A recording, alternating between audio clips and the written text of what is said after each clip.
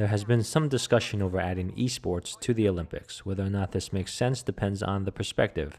In this video, I discuss the business side of this debate and some of the other issues involved. So let's first start with the pros of adding Apex Legends, Warzone, or some other esport to the Olympics.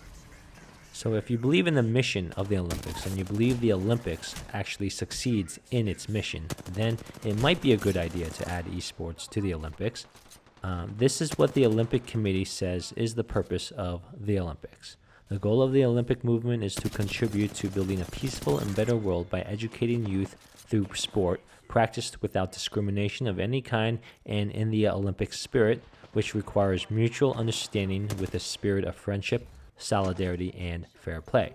According to its website, the Olympics promotes a specific set of values and political goals as interpreted by the members of the Olympic Committee, which include peace, gender equality and inclusion, sustainability, and integrity. Esports are sports, and they have the essential components of a sport, and therefore esports could advance the Olympic mission in a similar way as other sports. Esports are physical competitions with rules to ensure fair play. They often require teamwork.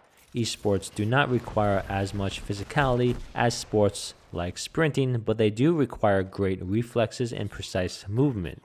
There are sports like archery and shooting that require a similar level of physical involvement, but much less teamwork and direct competition.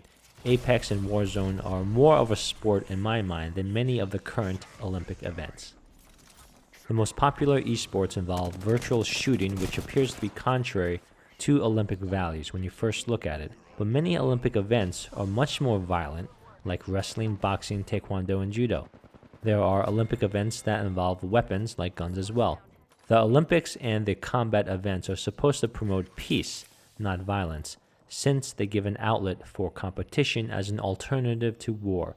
Esports can do the same.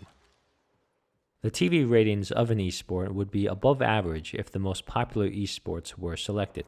TV ratings translates into revenues for the host country and the Olympic Committee.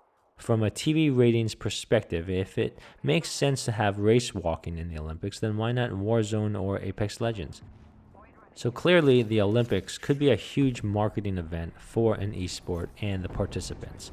So the corporation that owns the esport and the participants would likely benefit financially from inclusion of esports in the Olympics.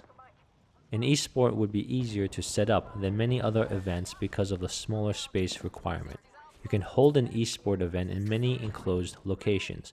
It wouldn't be that difficult to convert the location for like taekwondo or wrestling into the esports arena, for example. This makes economic sense since you can reuse the existing assets and generate marginal revenues.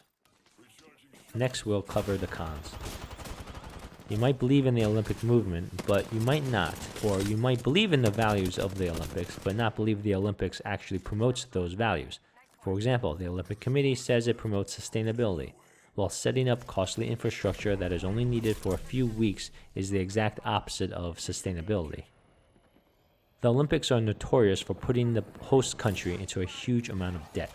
This is because it is very costly to the host country to build stadiums, living quarters, roads, and other infrastructure for an event that is held only for a few weeks. This infrastructure isn't used at full capacity after the Olympics, typically. So how much marginal economic utility does the third or fourth $100 million stadium in a city have for a society and local economy?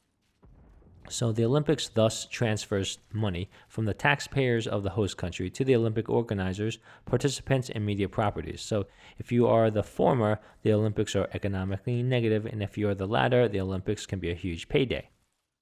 Most sports are not owned by a corporation, but esports are owned by a corporation. So anyone can play table tennis, but Activision owns Call of Duty, so they have complete control over it. It would be easy for a corporation to agree to certain terms to allow for its esport to be added to Olympics.